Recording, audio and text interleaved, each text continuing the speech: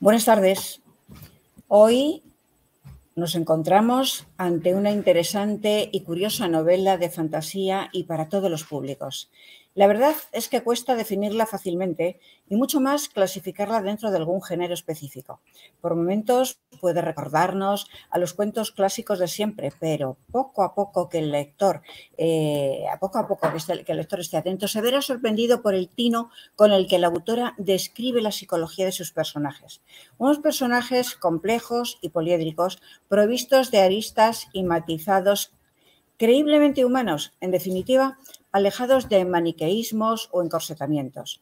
Ni blanco ni negro. La mayoría de ellos se comportan y desenvuelven dentro de una escala de grises, con comprensibles vaivenes morales o simples errores.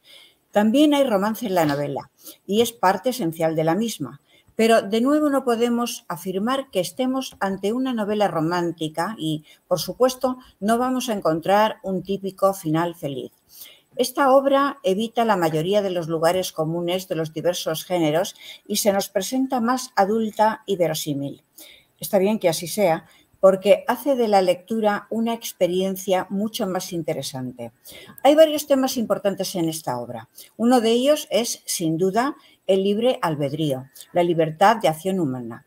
Los dos personajes principales de la novela son prisioneros de los intereses y las aspiraciones de los demás. Dedican su vida a algo que en realidad no aman, algo que ha sido cuidadosamente seleccionado no por sí mismos, sino por sus seres más cercanos, de forma notablemente egoísta. Serán ellos, con el paso del tiempo, como no puede ser de otra forma, quienes perciban y decidan intervenir y tomar las riendas de su propio destino, dando una lección moral de paso a aquellos que habían tenido la soberbia de atreverse a decidir por ellos. Nuestros protagonistas, ya lo hemos mencionado, no son héroes, cometen errores, se equivocan, toman malas decisiones y en ocasiones tardarán en reaccionar. Esto los vuelve más reales y humanos ante nuestros ojos y provoca una mayor empatía en el lector, que comprende que se encuentra ante una obra más honesta de lo que suele ser habitual. Nos encontramos definitivamente ante una curiosa novela distinta a otras. Está escrita con esmero, en un estilo accesible que no rehúsa, sin embargo, a un cierto lirismo ocasional. La trama, que atiende principalmente a sus personajes, permite al lector introducirse en una historia bastante original y novedosa y, sobre todo, interesarse por las complejas emociones y sentimientos de los protagonistas. Por último, hay que señalar que se trata de un manuscrito de considerable extensión y en ningún momento hemos sentido fatiga o aburrimiento. El relato no presenta altibajos de ninguna clase y esto se debe a la habilidad narrativa de la autora, Sofía Lencho. Buenas tardes, Sofía. Hola, buenas tardes. Cuéntanos, ¿qué porcentaje de romanticismo y de ciencia ficción nos encontramos en El valor de la luz? Porque hay de todo. Hay un poquito de todo, sí. La verdad es que en un principio va a ser una novela romántica, al final se quedó un poco desdibujada, esa parte de romance quedó un poco más en el fondo, que también me gustó, la verdad. Y creo que hay más de fantasía que de ciencia ficción, porque sí que el escenario es un poco este pseudo medieval que se suele poner como de fondo para que no llame mucho la atención, porque no es lo más importante. Entonces, No. digamos que ambas cosas, tanto el romance como los elementos fantásticos, están siempre a disposición de los personajes para hacer brillar sus conflictos, que era al final el objetivo de todo esto. Está ambientada en la Edad Media, como has dicho. Sí, es un pseudo medieval, el típico fantasía pseudo medieval, pues eso, porque eso no es lo importante. Entonces, es una forma, digamos, de poner un fondo, de decir, esto es un fondo, esto no es lo importante, céntrate en los personajes. En El valor de la luz hay dos protagonistas a la cabeza de otros personajes. Cuéntanos quiénes son. Pues, como vamos a mantenerlo un poco libre de spoilers, tenemos por un lado a Alia, que es una chica relativamente joven, que es hija de una familia de artesanos que han tenido pequeños vaivenes en su prestigio. Al final ellos viven de su prestigio, pero su prestigio ha ido cayendo, entonces está un poco en decadencia esa familia. Y Joaquín, por otro lado, es un nuevo artesano, se dedica a lo mismo que la familia de Alia, pero de una manera mucho más humilde, y aspira algún día a poder llegar pues, a casarse con ella o a acceder de alguna otra forma a ese estatus. ¿Qué le ocurre a cada uno de ellos y qué tienen en común en el valor de la luz? Pues fundamentalmente tienen en común el conflicto, que es encontrar qué es lo que les hace valiosos como personas.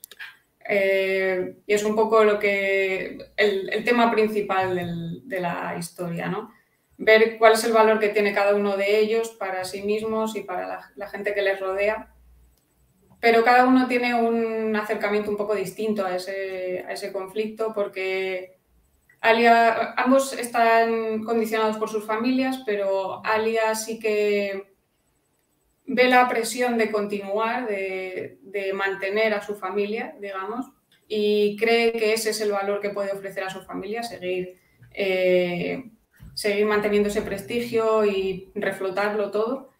Y Joaquín, por otro lado, tiene la presión de elevar a su familia. Entonces, ambos creen que su valor está ligado a sus familias de una manera un poco distinta, y al final tendrán que ver cada uno cuál es su camino, porque parece que es el mismo, pero a lo mejor no lo es.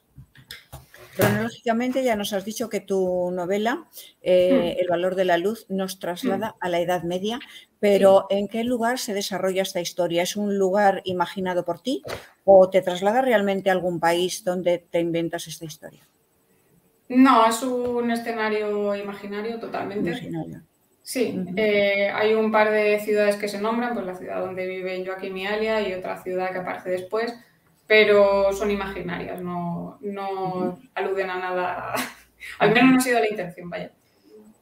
El valor de la luz es una trama de 400 y pico páginas. Es una novela extensa. ¿Tenías planificado el principio, el final, el desarrollo?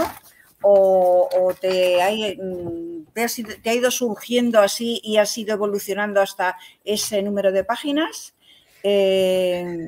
¿Cómo lo has hecho? Pues ¿Cuál ha esta es sido la la pregunta del evolución? millón. Es la pregunta del millón, porque a mí me gustaría ser de esas personas que planifican las historias y luego todo va como lo planeaste, pero no suele pasar. Así que lo que suelo hacer ya directamente, cuando empiezo tengo una idea más o menos de cuál va a ser la historia, los conflictos principales y todo eso, pero luego dejo que a medida que voy escribiendo que los personajes vayan creciendo. Entonces ya llega un punto en el que yo tengo un sistema en el que escribo más o menos hasta entre el cuarto y la mitad, más o menos, de la historia. Para ese punto ya sé exactamente quiénes son los personajes. Entonces vuelvo al principio, voy corrigiendo otra vez, avisando las arrugas y ya voy continuando hasta el final. Entonces tenía un poco claro, pues eso, los conflictos que iban a tener, pero al final me sorprendieron en algunas cosas. De hecho, la trama romántica no iba a ser así y al final fueron ellos los que la dictaron. En el valor de la luz hay un dilema familiar. ¿Qué es lo que les ocurre? Pues tenemos dos dilemas familiares. Por un lado tenemos a Joaquín, que bueno, tiene una familia que son de campesinos, que están un poco con el agua al cuello, porque vienen invirtiendo, digamos, en el sueño de Joaquín desde siempre y no reflota. Entonces tienen el dilema de si continuar, de si seguir con eso, sobre todo después de lo que incita toda la trama, que es que Joaquín se enferma y queda incapacitado para seguir siendo artesano. Entonces tienen un poco esa disyuntiva, ¿no? De qué hace el hermano, que es el que se encarga de los campos y todo esto. Y por otro lado tenemos a Alia, que, como ya he dicho, pues pertenece a una familia que tiene cierto prestigio en el mundo de la artesanía, que está un poco venida a menos y que necesita cierto impulso. Y ven en la enfermedad de Joaquín una oportunidad. Entonces, sacrificar los valores de la familia para seguir